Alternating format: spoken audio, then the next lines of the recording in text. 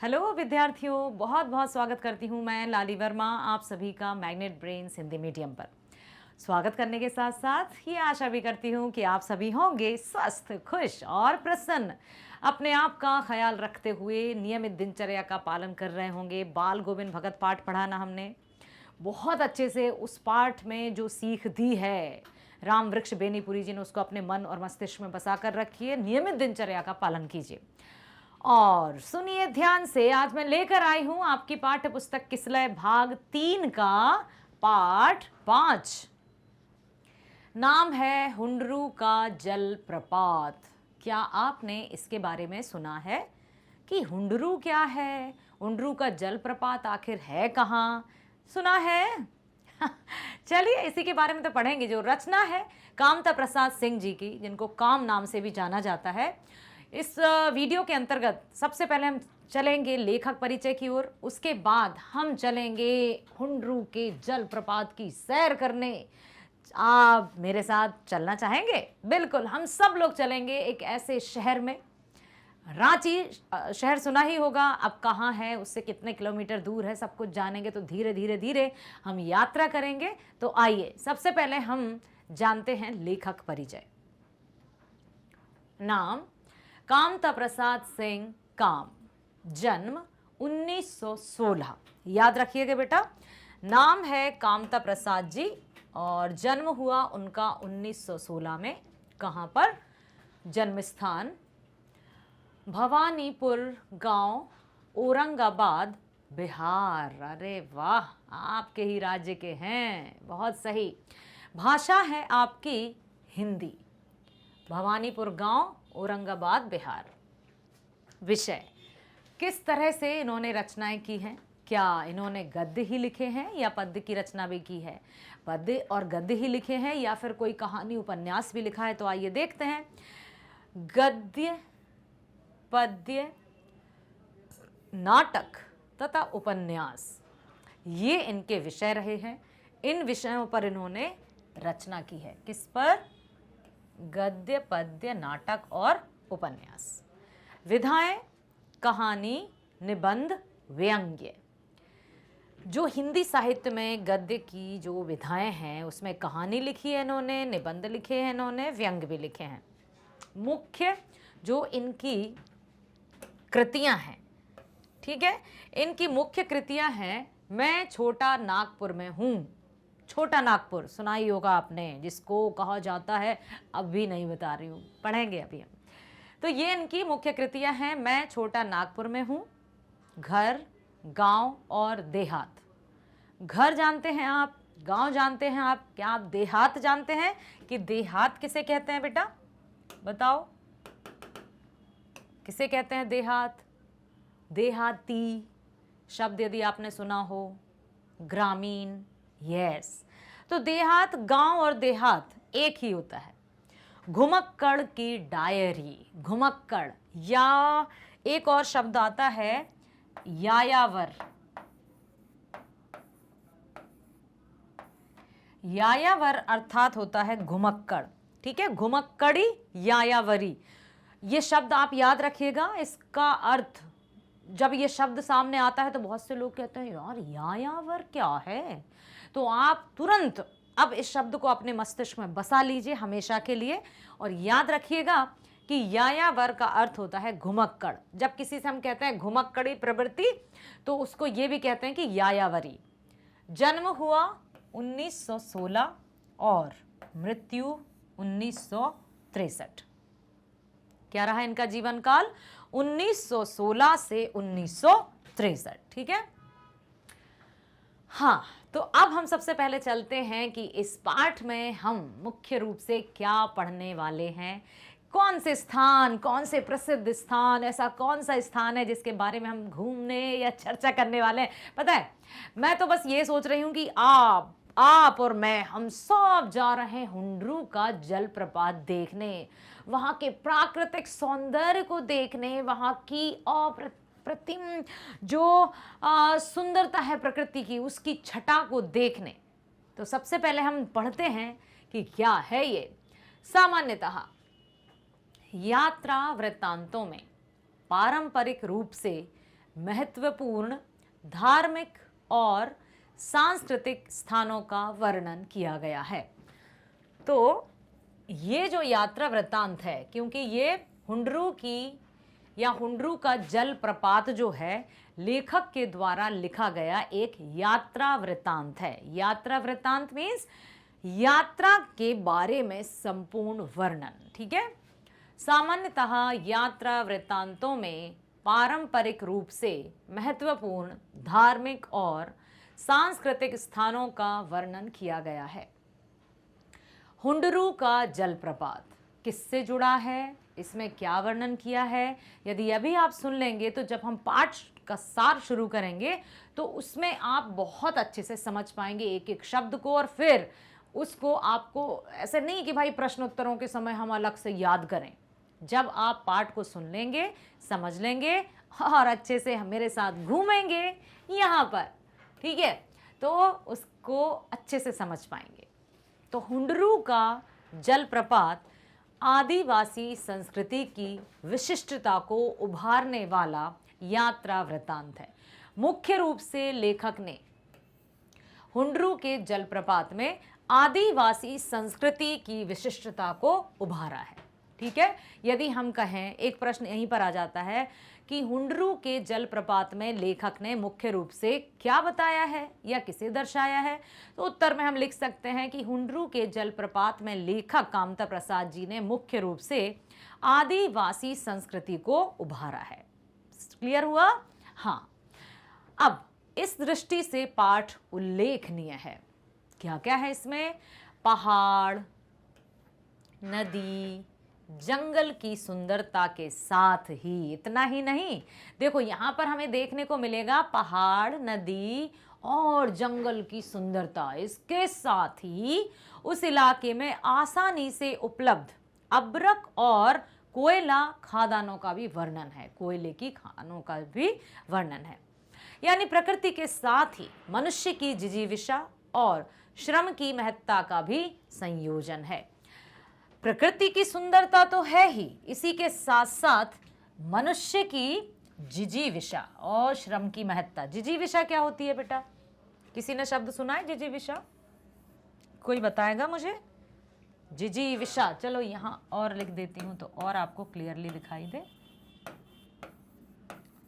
जिजीविषा, जिजीविषा पहले सुना है। एक और अभी मैंने एक शब्द बताया था आपको, यायावर, ठीक, यायावर।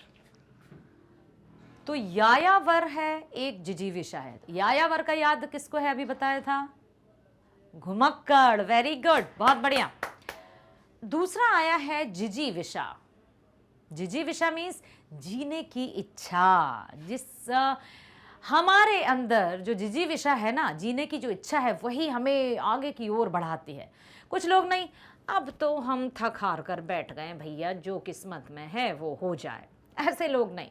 जो हमेशा नित्य निरंतरता के साथ जोश और उमंग और उत्साह के साथ आगे बढ़ते जाते हैं। तो मनुष्य की जिजीविषा और श्रम की महत्ता का संयोजन भी है यहाँ पर। प्राकृतिक सुंदरता के साथ साथ मनुष्य की मेहनत, मनुष्य की श्रम साधना को भी दिखाया है। पाठ में बहुलवादी संस्कृति, सामासिक संस्कृति के प्रति विश्वास प्रकट किया गया है। झरने की सुंदरता और प्राकृतिक दृश्यों की विशिष्टता के उद्घाटन से पाठ रोचक बन गया है। किसकी? यहाँ पर हम करेंगे झरने की सुंदरता का वर्णन, अर्थात जो प्रपात मीन्स क्या होता है? झरना। और जो भी जितने भी प्राकृतिक दृश्य होंगे उनके आ जाने से पाठ बहुत ही रोचक बन पड़ा है। इतना ऐसा लगने वाला है हमें कि हम मानो प्रत्यक्ष रूप से हुंडरू चले गए हों। चलिए तो चलते हैं हम हुंडरू की ओर और देखेंगे वहाँ के जलप्रपातों को, नदियों को, तालाबों को, प्रकृति की सुंदरता को, सब कुछ देखेंगे। साथ ही साथ क्या क्या देखेंगे हम? यहाँ हमने देखा था कि कोयला और अभ्रक की खदानें भी हैं, तो उनके बारे में भी हम जानेंगे। छोटा नागपुर स्वर्ग का एक टुकड़ा है। पहली ही पंक्ति में लिखा है छोटा नागपुर स्वर्ग का एक टुकड़ा है। मतलब स्वर्ग क्या है? कहते हैं ना स्वर्ग से सुंदर, मतलब संपूर्ण सृष्टि में ये माना जाता है कि स्वर्ग जो है वो अतीव सुंदर है, उससे सुंदर कुछ भी नहीं। तो यहाँ पर लिखा है कि छोटा नागपुर भी स्वर्ग का एक टुकड़ा है। छोटा नागपुर भी सुंदरता में अनुपम है। अनुपम मीन्स क्या होता है? जिसकी उपमा ना दी जा सके, जिसकी तुलना ना की जा सके। ठीक है, याद रखना, छोटा नागपुर को ही स्वर्ग का एक टुकड़ा कहा जाता है। इसको हमेशा याद रखिएगा, ये प्रश्नों में भी पूछा जा सकता है और आपके जो मल्टीपल चॉइस क्वेश्चंस हैं उनमें भी पूछा जा सकता है। जमीन में हरियाली, आकाश में नीलिमा। चलो थोड़ा सा हम कोशिश करते हैं कि यहाँ पर जो हरियाली है, जो जमीन की हरियाली है, जमीन में है हरियाली, सुंदर सुंदर से वृक्ष, ठीक है, उनकी जो छटा है वो देखते ही बनती है। इतने सुंदर सुंदर वृक्ष हैं। आकाश में नीलिमा। अब आकाश कैसा होता है? आकाश तो नीला होता है, तो आकाश की जो नीलिमा है और उसकी जो सुंदरता है, कभी ऐसे कभी घुमड़ घुमड़ कर आते बादल, सबका मन हर्षाते बादल। जमीन में हरियाली, आकाश में नीलिमा, पग पग पर पहाड़ों को देखकर धरती भी ऊबड़ खाबड़ और ऊंची हो गई है। क्या लिखा है यहाँ पर कि जो धरती की जो सुंदरता है, या धरती की जो जमीन में हरियाली है, आकाश में नीलिमा है, पग पग पर पहाड़ों को देखकर, अब हर जगह पहाड़ी पहाड़ है, ठीक है, तो उन पहाड़ों को देख देख कर ऐसा लगता है मानो धरती भी ऊबड़ खाबड़ हो गई, क्योंकि पहाड़ों को वो ऐसे देखेगी, ऐसे देखेगी, ऐसे देखेगी, तो ऐसा लगता है जैसे जमीन भी वहां की ऊबड़ खाबड़ होने के पीछे भी उसकी सुंदरता को दिखा दिया। कि वो ऊबड़ खाबड़ क्यों हुई? क्योंकि वो पहाड़ों को देखती है ना, ऐसे ऊंची नीची होके। जब हम किसी को देखते हैं और कोई हमें दिखाई नहीं देता है तो हम कहीं ऊपर होते हैं, कहीं नीचे होते हैं, कहीं झुकते हैं, कहीं कुछ। तो उन्होंने यहाँ प्रकृति और जो पृथ्वी की सुंदरता है उसको दिखाया है। तीव्र धारा, तीव्र धारा मीन्स जो जल प्रपात है उसकी बहुत तेज धार है। तीव्र धारा और गंदले पानी के साथ नदियां बल खाती बह रही हैं। बल खाती मतलब यूं ऐसे हिलते डोलते बहती जा रही हैं, लचक लचक कर बहती जा रही, कहते हैं ना बल खाती है। बल खाती मीन्स इस तरह से, है ना। तो नदियां भी बल खाती बह रही हैं। जिन्होंने मैदानों की छाती चीरी है, मतलब जो भी मैदान है वहां पर भी बह जाती हैं नदियां। तो अपना रास्ता स्वयं बनाती हैं, उन्हें कोई रोक नहीं सकता है। कोई ये नहीं कि भाई एक पत्थर आ गया है तो ओ अब हम कहाँ जाएं, क्या करें, कैसे आगे बढ़ें, ऐसा नहीं करती हैं। जहाँ से भी उन्हें दिखाई देता है, जहाँ से भी उन्हें समझ में आ जाता है, मैदानों को चीरते हुए, चट्टानों को साइड में करते हुए अपना रास्ता वे स्वयं बना लेती हैं। तो ये कहा भी है हमारे सद्विचारकों ने, महान विचारकों ने, कि अपने आप को एक नदिया, बहती नदिया की भांति बनाइए जो अपना रास्ता स्वयं तय करती है और सीधे जाकर समुद्र में मिलती है। वही उसका लक्ष्य है। तो रास्ते की बाधाएं, रुकावटें, चाहे वो ऊंची नीची हों, चाहे गड्ढे हों, चाहे चट्टानें हों, चाहे कुछ भी हो, लेकिन नदी अपने आप को कभी लौटाती नहीं है कि चलो मैं तो लौट जाऊं, यहाँ मेरे लिए रास्ता ही नहीं है।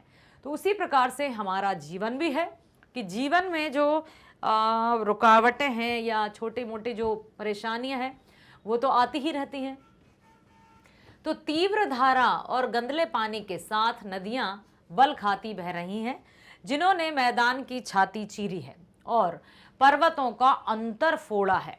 झाड़ी झुरमुटों, पेड़ पौधों और लता गुल्मों के साथ जंगल अपनी जगह पर आबाद है।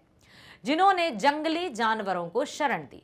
बेहतरीन सड़कें जिनके बनाने में ठेकेदारों को कम तरद्दुद और विभाग को कम व्यय पड़ा है। सांप की तरह भीगी भागी जा रही हैं, वो सांप की तरह भागी जा रही हैं, भागी जा रही हैं सड़कों को। एक और बात बताऊं, आपने भी बिल्कुल अनुभव किया होगा, जब गर्मियों के दिनों में हम कहीं सड़क से निकलें, जब हम कभी जाते हैं कहीं, तो ऐसा लगता है ना कि सड़क पर कहीं पानी भरा है, चिलचिलाता जो धूप रहती है वो ऐसे और ऐसे ऐसे चमकती है जैसे सांप की तरह बल खाती हुई जा रही हैं।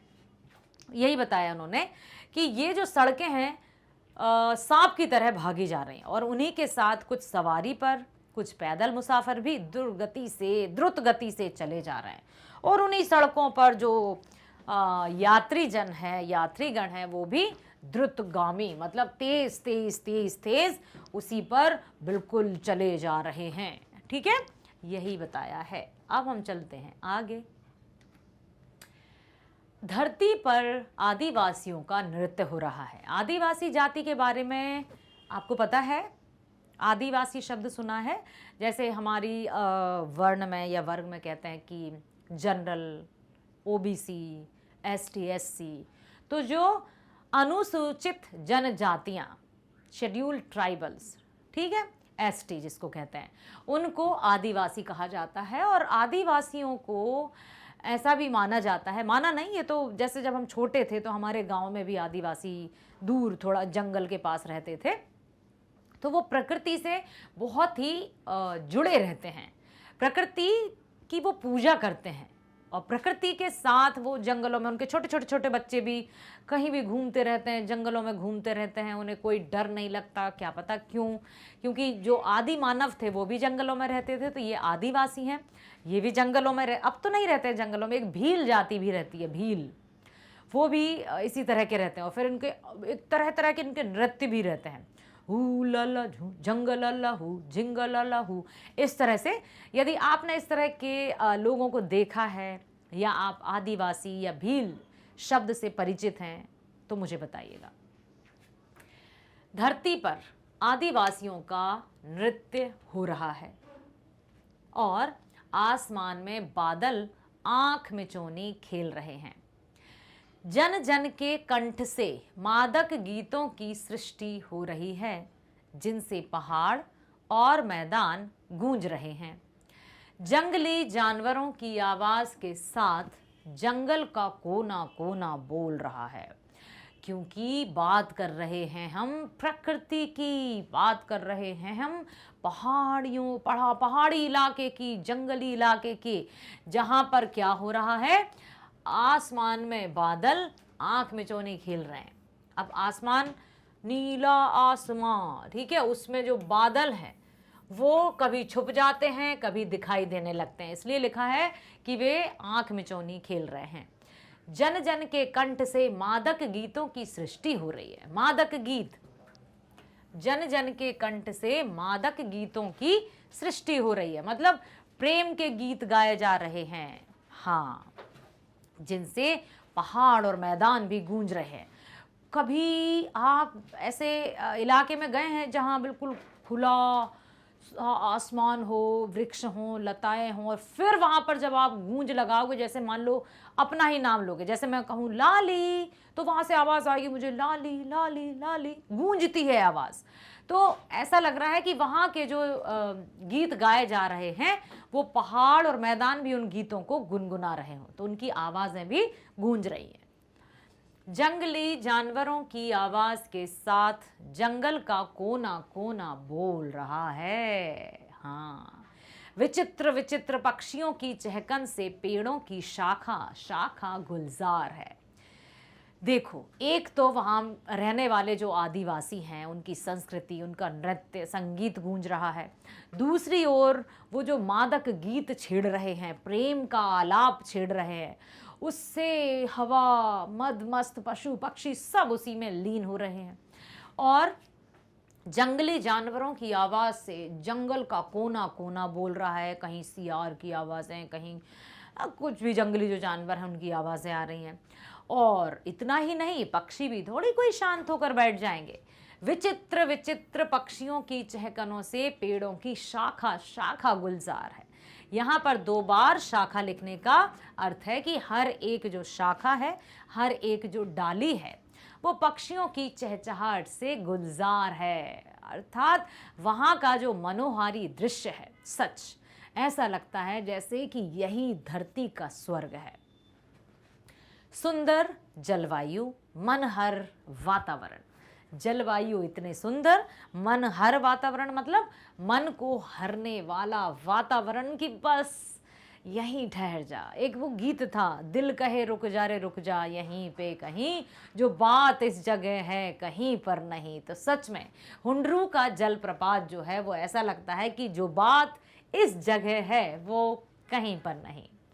सुंदर जलवायु, मनहर वातावरण, हवा धीरे धीरे डोलती है तो अपने साथ फूलों की सुर भी बिखेरती है। जब हवा धीरे धीरे चलती है तो फूलों की जो सुगंध है वो वातावरण को महका देती है। ऐसा वातावरण कि सभी पशु पक्षी जल वायु एकदम मग्न हो जाते हैं। बादल धीरे धीरे बरसते हैं तो उनसे स्वस्थ शरीर और सुंदर स्वास्थ्य का वरदान मिलता है। यदि तेज एकदम से तेज बरसात हो जाए तो सब कुछ धुल जाता है, और यदि बरसात ही ना हो तो सूखे में सब त्राही त्राही करते हैं। लेकिन यहाँ का जो वातावरण है वो अनोखा है। कैसा अनोखा?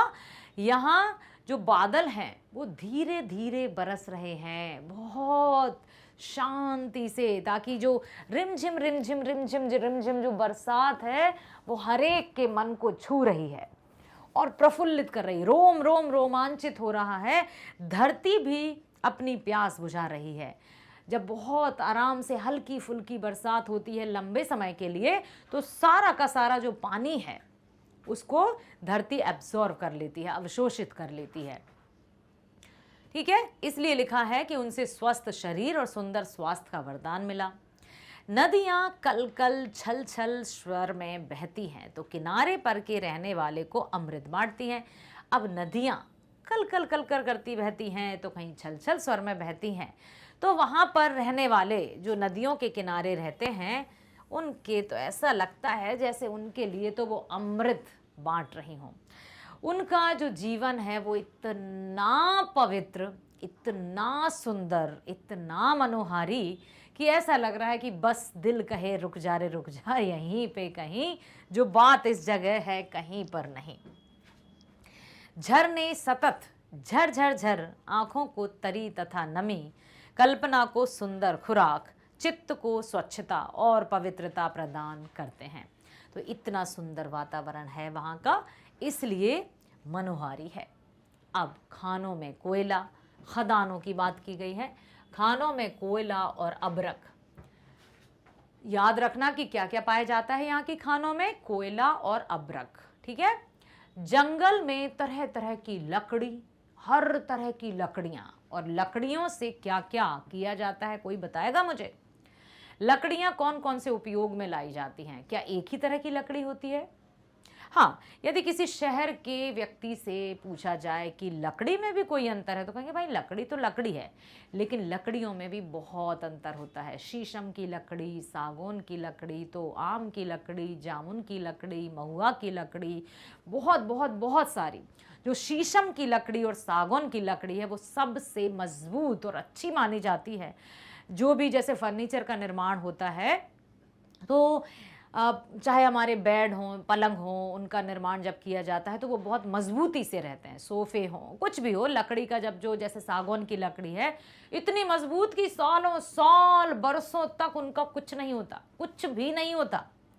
क्योंकि यदि हम अपनी बात करें तो दादाजी के और पहले की बनाई हुई आज भी जो गांव में है, जो खटिया जिनको कहते हैं वो हैं, तखत जिनको कहते हैं, तखत जानते हो, इस तरह से लंबे लंबे जो लकड़ी के हैं इस तरह से और बनाए जाते हैं। मोटे मोटे पांव लगते हैं जिस पे लकड़ी का ही रहता है, तो वो बने हैं। स्टूल, कुर्सी, ये सब तो बड़े, मतलब जो सागौन की लकड़ी है, कुर्सी, टेबल, वो भी सागौन की लकड़ी के हैं अभी भी, और वो इतने मजबूत, उनका कुछ नहीं होना है। 50 साल हो गए हैं और 50 साल और भी हो जाएंगे, उनका कुछ नहीं होने वाला।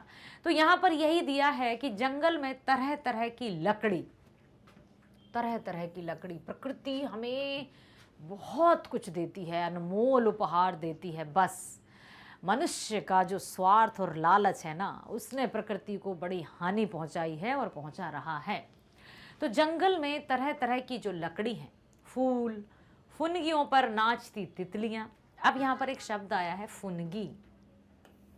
फुनगी मीन्स जो पेड़ के सबसे ऊपर की जो डाली है, सबसे ऊपर वाला जहाँ पर फूल फुनगी, मतलब मान लो कोई वृक्ष है, उस पर सबसे टॉप पर जो फूल लगे हैं, जो पत्तियां हैं, वहाँ पर तितलियां मंडराती हैं, अंदर जाके नहीं जाती हैं। वृक्ष झाड़ बहुत बड़ा है, लेकिन तितलियां कहाँ मंडराती हैं? हमेशा ऊपर की तरफ। तो फुनगी मतलब ऊपर। नाचती तितलियां, फल भार से झुके जा रहे हैं पेड़, फल लगे हैं और उन फलों के भार से जैसे पेड़ झुक से रहे हैं। अब यहाँ पर एक और मैं बात बता दूं कि जो जितना अधिक गुणी होता है, जितना अधिक संपन्न होता है, वो उतना ही विनम्र होता है। हम यहाँ प्रकृति से सीख सकते हैं कि जो पेड़ फल से लदे हुए होते हैं वो झुके हुए होते हैं। इसका तात्पर्य जो वास्तव में गुणी और चरित्रवान व्यक्ति रहते हैं वो विनम्र भाव रखते हैं। ठीक है, तो फल भार से झुके जा रहे हैं पेड़। शोभा संपन्न अवर्णनीय घाटियां, उनका वर्णन ही नहीं किया जा सकता। वहाँ की शोभा, वहाँ की सुंदरता, वहाँ की मतलब तितलियाँ, रंग बिरंगी तितलियाँ, तरह तरह की लकड़ियाँ और बहुत ही सुंदर जलप्रपात, नदियाँ, झरने, नदी के किनारे कल कल झरझर, बहुत ही अनुपम अनुपम, कहा ना कि अतुलनीय शोभा है वहाँ की। सुषमा की दर्शनीय नदियाँ, ऐसी नदियाँ कि बस उनकी शोभा को, उनकी सुंदरता को घंटों निहारते रहो और आपको ऐसा नहीं लगेगा कि अब यहाँ से जाएं। ऐसा लगेगा जैसे यही सब कुछ है, बस स्थिर हो जाए यहीं पर समय रुक जाए। और यही है सत्य, प्रकृति का सच। हम कहाँ थे अब तक, हम क्यों भटक रहे थे यहाँ वहाँ जाएंगे तो सब कुछ शून्य सा हो जाएगा। आगे पीछे की जो चिंताएं हैं, जो वासनाएं हैं, जो लालसाएं, वो सब कुछ समाप्त हो जाएंगी और हम जैसे पूर्ण रूप से प्रकृतिमय हो जाएंगे। हरितिमा वाले मनमोहक मैदान, मन पर जादू जैसा असर करने वाले पर्वत, मस्त निवासी, इन सब के साथ यह छोटा नागपुर है भाई। नाम है छोटा, लेकिन उसकी प्रशंसा जितनी की जाए तभी तो उसको स्वर्ग का टुकड़ा कहा है। ये जो हम सब बातें सुन रहे थे ना, इतनी सुंदर सुंदर, ये सब कुछ हम छोटा नागपुर के बारे में कर रहे थे। कैसा लग रहा है आपको छोटा नागपुर में आकर? हाँ, अच्छा लग रहा है? क्या क्या देखा बताओ? हाँ, पढ़ तो रहे हैं, लेकिन ऐसा लग रहा है कि हम जीवंत रूप से वहीं पर हों। वहाँ की नदियों को, वहाँ के झरनों को, वहाँ के फल और फूलों से लदे हुए पेड़ों को, पेड़ों और फूलों पर मंडराती हुई तितलियों को, सुंदरता को देखते ही रहना चाहते हैं अनिमेष, लगातार एकटक। एक ओर पृथ्वी अपने कोश को उगल रही है। कोश क्या होता है? कोश का अर्थ होता है खजाना। कोश मीन्स खजाना। ठीक है, तो लिखा है कि एक ओर पृथ्वी अपने कोश को उगल रही है, अर्थात पृथ्वी की गोद में ये सब कुछ है, सब कुछ देती है हमें प्रकृति, सब कुछ सब कुछ। ठीक है, तो एक ओर पृथ्वी अपने कोश को उगल रही है तो वह कोयला बनकर लोगों के घरों में सोना ला रहा है। अब आपको ये तो पता ही है कि किस तरह से सोने का निर्माण होता है, किस तरह से क्या होता है, ये सब कुछ आपने पढ़ा होगा। एक ओर पृथ्वी अपनी चमक दमक का प्रदर्शन कर रही है तो वह अबरग बनकर दुनिया का श्रृंगार कर रही है। एक ओर जहाँ प्राकृतिक जो संपदा है या जो प्राकृतिक उपहार है प्रकृति हमें दिए जा रही है, इतना कि लो, ले लो, समेट लो मुझे, फिर भी मनुष्य की ललचाई दृष्टि संतुष्ट नहीं हो पाती है। अपने निरंतर संघर्ष से नदियां पत्थरों को खराद खराद एक नवीन आकार में प्रस्तुत कर रही हैं, तो उसे लोग श्वेत शालिग्राम कहकर पूजते हैं। क्या आपने शालिग्राम सुना है? कहते हैं ना, तुलसी और शालिग्राम का जो विवाह होता है, पत्थर की मूर्ति शालिग्राम, ठीक है, विष्णु का ही अवतार माना जाता है। पत्थरों से करुणा की धारा झर रही है, जिसे लोग झरना कहकर विस्मित भाव से देखते हैं। ऐसा दृश्य, इतना सुंदर दृश्य की मानो क्या कहें इस दृश्य के बारे में। आइए चलते हैं आगे। इस छोटा नागपुर में कई दर्शनीय झरने हैं, अनगिनत झरने हैं। इतने झरने कि लगता है कि क्या कहाँ, मतलब मैंने अभी कहा ना बेटा कि इस स्थान पर यदि हम एक बार पहुंच गए वास्तव में, तो वहां से आने का मन नहीं करेगा। अब तो पक्का पक्का पक्का गर्मियों की छुट्टियों में जाना ही होगा। आप लोग कहाँ जाएंगे बताइएगा। यदि आप लोग भी वहाँ गए और हम भी वहाँ गए तो हम वहाँ मिल सकते हैं। पर उनमें हुंडरू का झरना निराला है। अब हमने अभी बात की है छोटा नागपुर की, कई दर्शनीय झरने हैं अनगिनत, लेकिन उन सब में हुंडरू का झरना निराला है। और निराला का और क्या होता है पर्यायवाची? अनोखा। Very good. और अनुपम, बहुत बढ़िया। और अनोखा, अनुपम, निराला, ठीक है, अतुलनीय, जिसकी किसी से अद्वितीय, जिसके जैसा कोई दूसरा ना हो। ठीक है, कई झरने हैं, कई दर्शनीय झरने हैं जिनको देख देख कर जैसे देखते ही जाओ बस, लेकिन उन सब में जो निराला है वो हुंडरू का झरना, बहुत ही सुंदर।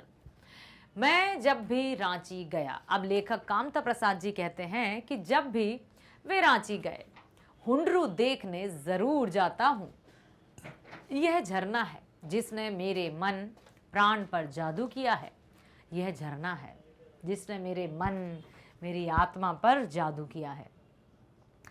जिसकी स्मृति भूलती नहीं, यह झरना है। मतलब कभी भी भूल ही नहीं सकता कि हुंडरू का जलप्रपात कभी भी विस्मृत हो ही नहीं सकता, हमेशा उसके मन में, मतलब मेरे मन में लगा रहता है।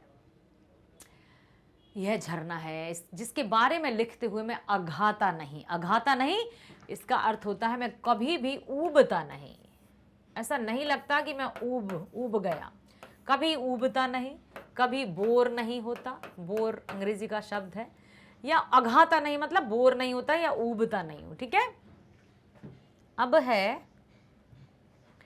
रांची से पुरलिया वाली सड़क पर 14 मील जाने के बाद, अब देखो कितना कहाँ है, कैसे पहुंचेंगे हम हुंडरू? हम चल रहे हैं ना, मेरे साथ चलो, आ जाओ, हम लोग चलते हैं।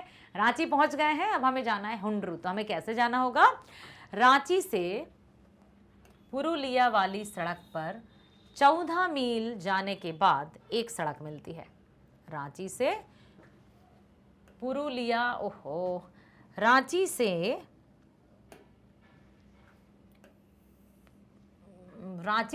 पुरुलिया एक सड़क है। ठीक है, तो रांची से पुरुलिया वाली सड़क पर 14 मील जाने के बाद एक सड़क मिलती है। जैसे देखो, हम हैं यहाँ पर रांची में, ठीक, हम जा रहे हैं, ये सड़क है, सड़क है, सड़क है, सड़क है, 14 मील हम पहुंच गए। ठीक, अब यहाँ पर एक सड़क मिली, तो उस सड़क पर जिससे हुंडरू पहुंचते हैं, बस वहीं पर हमें एक सड़क मिली, फिर हम वहां पहुंचे हुंडरू। पुरलिया रोड से उसकी दूरी, अब ये है पुरलिया, पुरुलिया,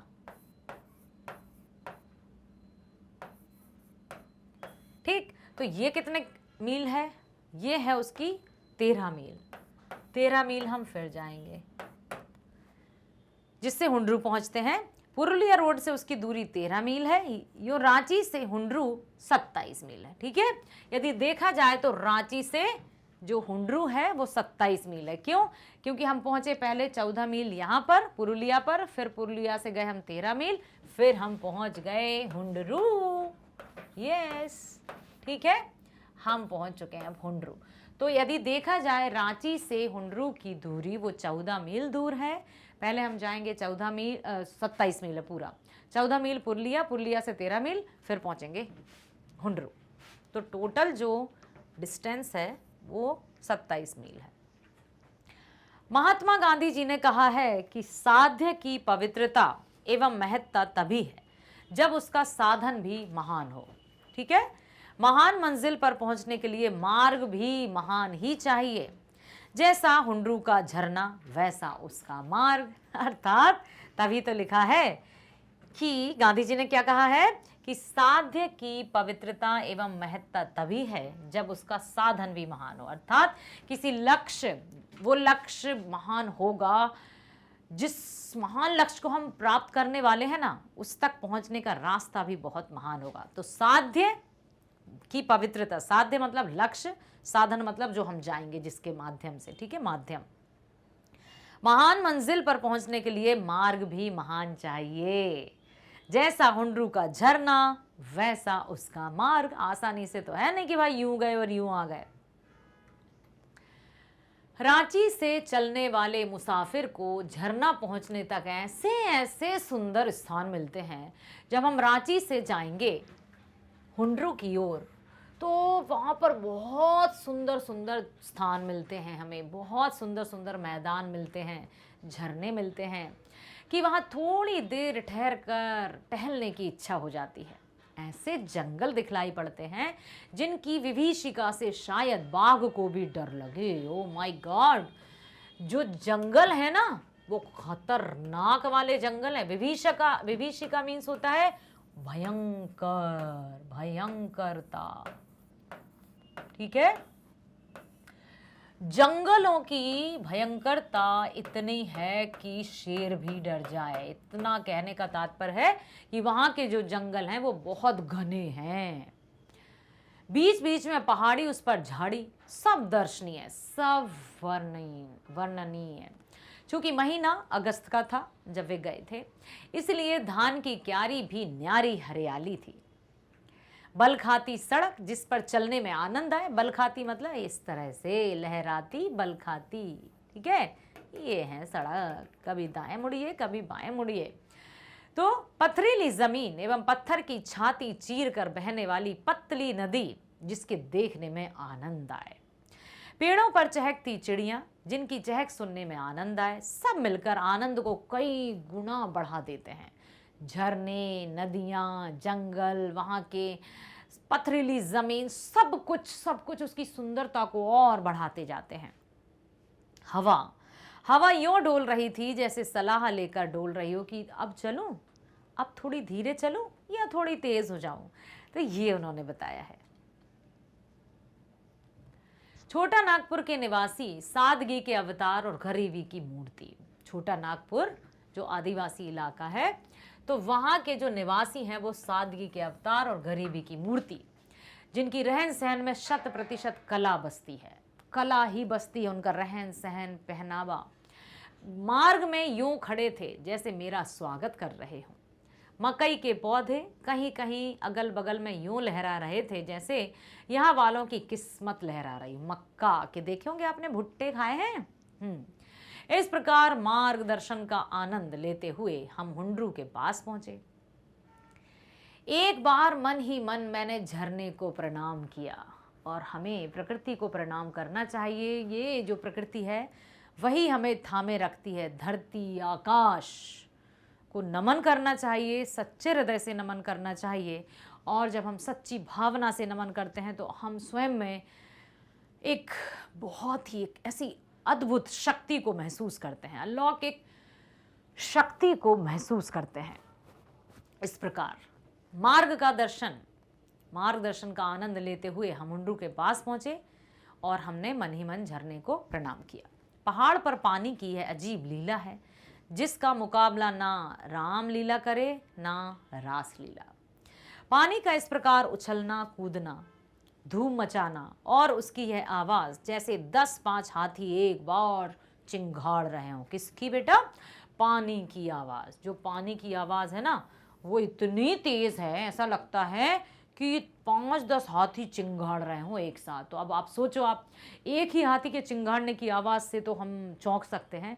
अब वो जो पानी की आवाज़ है वो 5-10 हाथियों की चिंगाड़ने की आवाज़ जैसी लग रही है।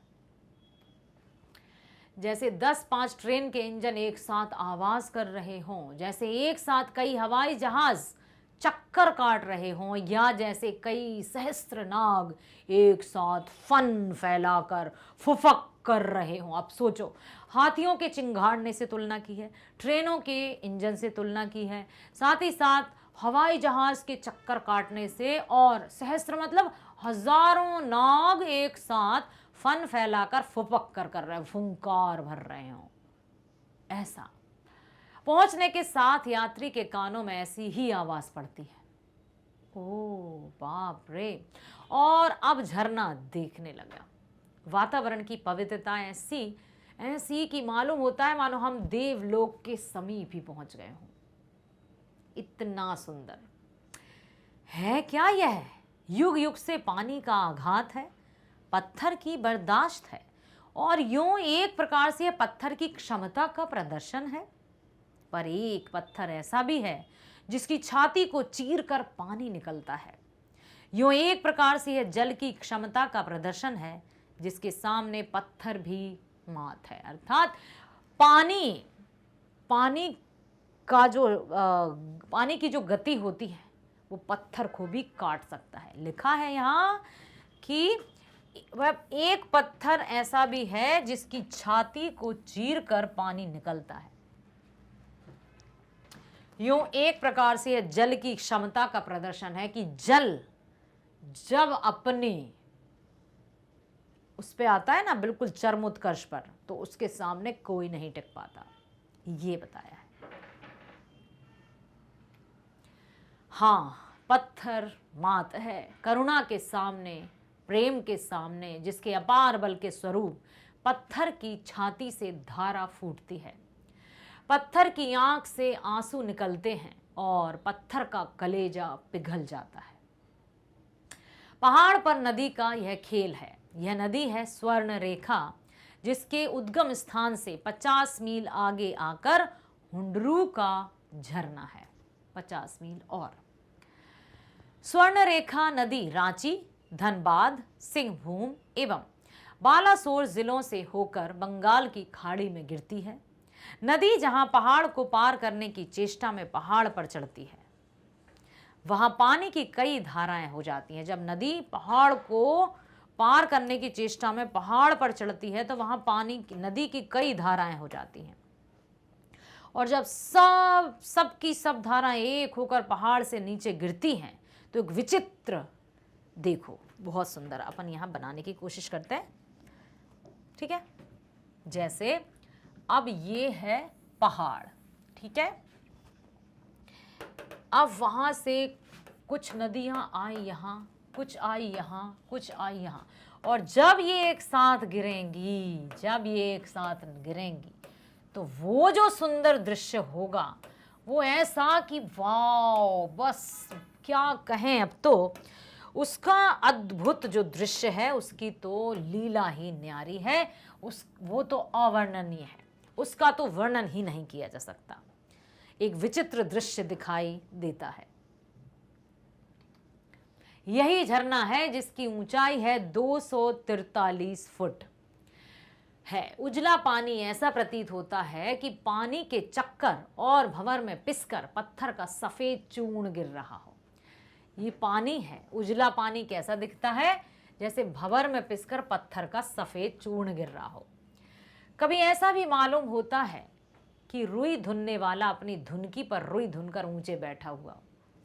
रुई धुनने वाले को देखा है तुम? सफेद रुई, और ऐसा लग रहा है जैसे रुई धुनकर ऊंचे पर बैठा हुआ गल्ले को नीचे गिरा रहा है। बचपन में हवा की मिठाई लेकर फेरी वाला आता था तो उसका रंग लाल होता था, जिसको गुड़िया के बाल कहते थे। प्रतीत होता है वैसी ही लेकिन उजले रंग की हवा की मिठाई लेकर पर्वत आज स्वयं फेरी देने निकला है। और कहीं कहीं बीच में चट्टान पर जब प्रबल धारा गिरती है तो संघर्ष से इंद्रधनुष जैसा रंग उत्पन्न होता है। जान पड़ता है कि सतरंगा पानी हवा में उड़कर विलीन हो रहा है या हवा में उड़ता इंद्रधनुष फरफरा रहा है। इतना सुंदर, इतना मनोहारी दृश्य, बहुत ही अद्भुत। चारों ओर जंगल और पहाड़ के बीच में प्रकृति की यह लीला स्थली है। झरने का एक ओर का जंगल रांची में है और एक ओर का जंगल हजारीबाग में, और बीच में झरना बह रहा है। एक जंगल रांची, ठीक, जंगल, और दूसरा हजारीबाग, ठीक है। अब बीच में लिखा है, ऐसा लग रहा है, और बीच में झरना बह रहा है। जंगल है एक और बीच में झरना बह रहा है, और झरना ऐसा कलकल कलकल करते बहता कि मानो कि कई हाथी चिंगाड़ रहे हों, ट्रेन के इंजन्स की आवाज़ आ रही हो, हजारों सांप फुसफुसा रहे हों, सब कुछ। मानो उसका यह संदेश हो कि वह सबके लिए है, सबके लिए है, सबका कल्याण ही उसका उद्देश्य है। वह ना रांची का है, ना हजारीबाग का है, बल्कि सबका है। बड़े झरने की बगल में 1 इंच मोटी एक धारा ऊपर से नीचे धीरे धीरे पत्थरों से उतर रही है, जैसे महादेव जी पर कोई भक्त दूध चढ़ा रहा हो। नीचे जहां घनघोर धारा गिरती है, वहां पानी करीब 20 फुट ऊपर उछलता है। लगता है पत्थर को चीरकर आने वाले पानी का स्वागत करने और उसको कंठहार पहनाने के लिए नीचे से पानी ऊपर दौड़ता है। मेरे मित्र कहते हैं कि शिव जी की बारात शायद इस राह से गुजरी थी। उनका स्वागत करने को पर्वत ने इस गुलाब पाश का प्रबंध किया। वही गुलाब पाश शाश्वत होकर अभी भी झरझर कर रहा है। ऐसा लगा कि यहीं से शिव जी की बारात निकली हो, यही है वो शुभ और पवित्र स्थान, ऐसा जान पड़ता है। स्वयं झरने से भी ज्यादा खूबसूरत मालूम होता है झरने के आगे की घाटी का दृश्य। पहाड़ों के बीच एक पतली सी नदी बही जाती है, जैसे थर्मामीटर में एक पतला पारा हो।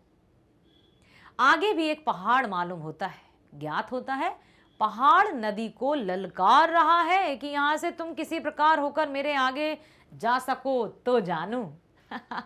ये सब सोचिए आप, लेखक ने कितने सुंदर तरीके से रचना की है। वहां का एक एक दृश्य हमारी आंखों के सामने सजीव हो रहा है।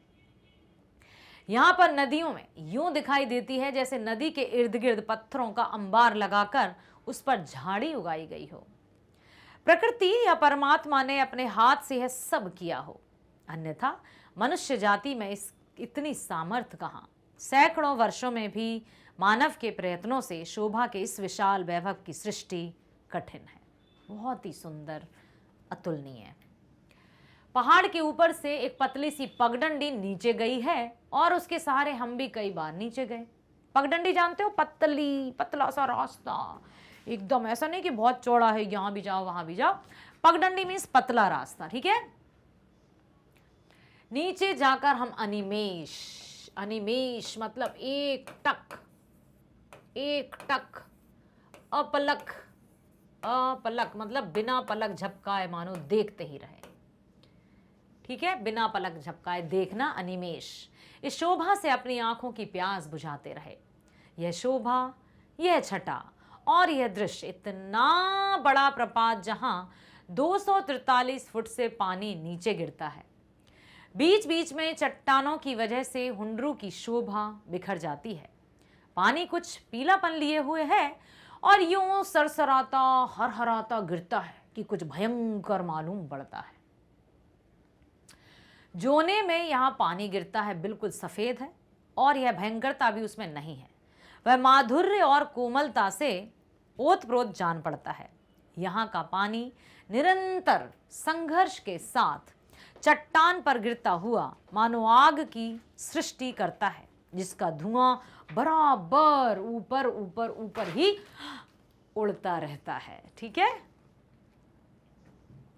हुंडरू का पानी कहीं सांप की तरह चक्कर काटता है, कहीं हिरण की तरह छलांग भरता है, कहीं बाघ की तरह गरजता हुआ नीचे गिरता है। सारा पानी एक जगह सिमटकर जहां नीचे गिरता है उस जगह इसका रूप बहुत विशाल और भयंकर हो जाता है। क्यों? क्योंकि कहीं पर छोटा छोटा छोटा, लेकिन जब एक साथ गिरता है ना तो उसकी भयंकरता ही हो जाती है। उस जगह हाथी भी आ जाए तो धारा के साथ कहां चला जाए।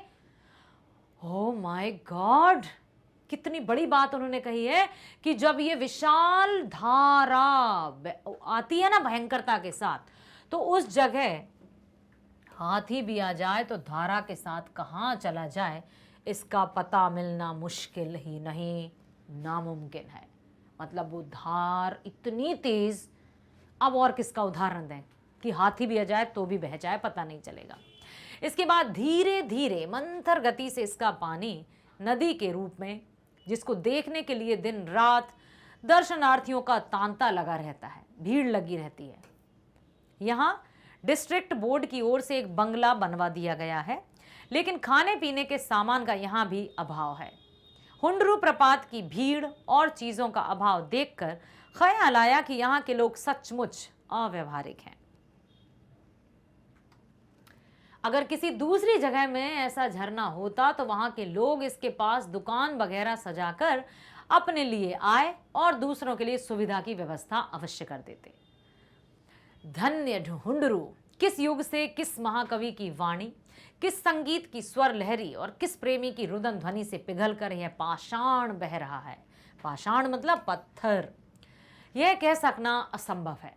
पत्थर का अंतःस्थल जैसे पिघल कर बह रहा है, वैसे यदि मनुष्यों का अंतर द्रवित होकर बहने लगता तो संसार से कलह, कपट, स्वार्थ, छीना झपटी का अंत हो जाता। वाओ, एक देखो बात कितनी सुंदर कही है कि यहाँ का पत्थर भी द्रवित हो गया है हुंडरू का, और वो भी पानी, मतलब पानी पत्थर की छाती चीर कर बह रहा है।